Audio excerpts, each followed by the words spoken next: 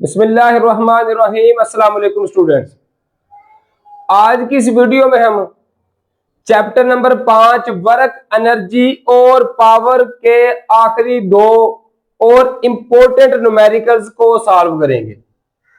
Numerical number 12 है 40 kilogram का एक लड़का 10 मीटर बुलंद सीढ़ी पर 8 सेकंड में चढ़ जाता है। इसने कितनी ताकत लगाई? ताकत का मतलब पावर लगाई। ये चीज हमने मालूम करनी है। हमें पता है किसी भी न्यूमेरिकल को हल करने से पहले हमने उसका डाटा लिखना है, जो चीज हमें दी गई है और जो चीज हमने मालूम करनी है, क्योंकि ये लिखने का भी एक नंबर होता है। तो सबसे पहले देखें, 40 किलोग्राम का एक लड़का, हमें मास दिया गया है। मास को m से ज़ाहिर करते हैं, इसकी वैल्यू है 40 किलोग्राम, 40 kg। 10 मीटर बुलंदी दी हुई है। बुलंदी को ऐसे ज़ाहिर करते हैं, मतलब हाइट ये है 10 मीटर।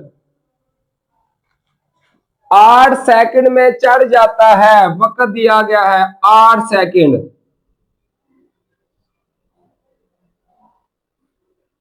वक्त को t से ज़ाहिर करते हैं, टाइम ये है 8 सेकंड।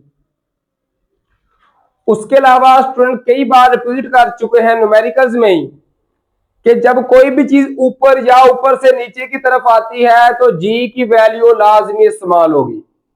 लड़का ऊपर चढ़ रहा है ना, ऊपर की तरफ जा रहा है, तो क्या g लाजमी इस्तेमाल होगा और g की वैल्यू फिक्स होती है, ये होती है 10 मीटर फी सेकंड स्क्वायर।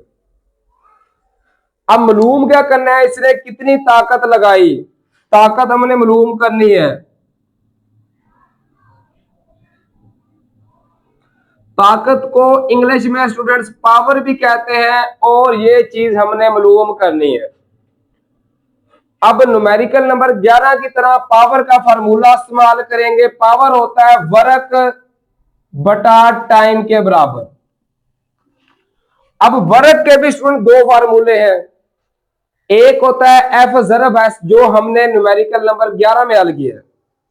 लेकिन जब कोई भी चीज नीचे से ऊपर की तरफ जाती है ना, तो वर्क पोटेंशियल एनर्जी के बराबर होता है। मतलब वर्क की जगह पे हम पोटेंशियल एनर्जी का फार्मूला लिखते हैं। पोटेंशियल एनर्जी का फार्मूला है mgh। ये वर्क की जगह पे लिख दिया, ओवर टी हमारे पास ऐसे ही आ गया। अब यहां पे वैल्यू पुट कर देंगे। m की वैल्यू कितनी है 40, g की वैल्यू कितनी है, ये है 10,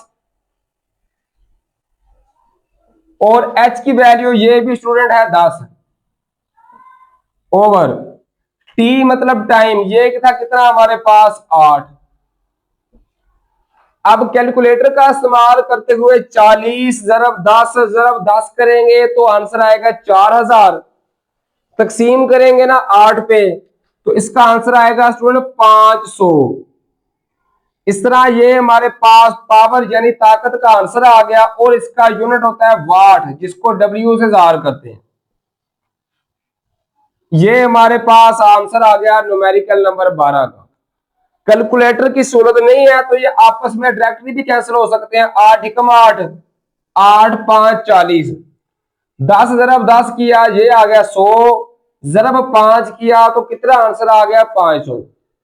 इस तरह ये हमारे पास आ गया न्यूमेरिकल नंबर 12। अब चलते हैं न्यूमेरिकल नंबर 13 को हल करने की तरफ। इसी तरह इस चैप्टर का लास्ट यानी 13वां न्यूमेरिकल है। एक फोर्स F फासला L तक एक जिस्म पर अमल करती है। इसके बाद फोर्स बढ़ाकर 2F कर दी जाती है, जो 2L फासले तक अमल करती है। इसका फोर्स डिस्प्लेसमेंट ग्राफ बनाएं और वर्क की टोटल मिकदार या कुल मिकदार मालूम करें। पहले आते हैं ग्राफ की तरफ। आपने इस एक साइड पे लंबाई लिख लेनी है फासला L, दूसरी साइड पे आपने फोर्स लिख लेनी है। मैंने स्टूडेंट इस साइड पे L लिख लिया, 2L का मतलब है कि L का 2 गुना। पहले फोर्स L तक अमल करती है, मतलब ये एक फोर्स एक L, तो इनको इस तरह आपस में मिला देंगे। इस तरह जो एरिया है ये हम कर देंगे शेडेड, इसमें रंग भर देंगे। ये हमारे पास पहली फोर्स जो पहले L के बराबर अमल करती है, ये हमारा ग्राफ आ जाएगा। अब दूसरा क्या है, इसके बाद फोर्स बढ़ाकर 2F कर दी जाती है जो 2L तक अमल करती है। ये 2F तक फोर्स, यहां तक फोर्स 2L तक अमल करती है, तो क्या करेंगे, इस तरह ग्राफ बनाएंगे यहां तक। फिर इसके बाद इस एरिया को शेडेड कर देंगे। ये हमारे पास पहला वर्क किया जब फोर्स F और फासला L था, फोर्स 2F कर दी तो फासला भी कितना हो गया, 2L कर दिया। इस तरह इसके बाद इस एरिया को शेडेड कर देंगे, तो ये हमारे पास बन जाएगा फासला टाइम डिस्प्लेसमेंट का टाइम ग्राफ। बस ये हमने ग्राफ बना लिया। अब दूसरा पार्ट क्या था, वर्क की कुल मिकदार मालूम करें, तो दोनों वर्क मालूम करेंगे। पहले जो इतने एरिया पर हुआ और फिर जो बड़े एरिया पर हुआ, ये दोनों वर्क हमने स्टूडेंट मालूम करने हैं। तो हम लिखेंगे कुल वर्क,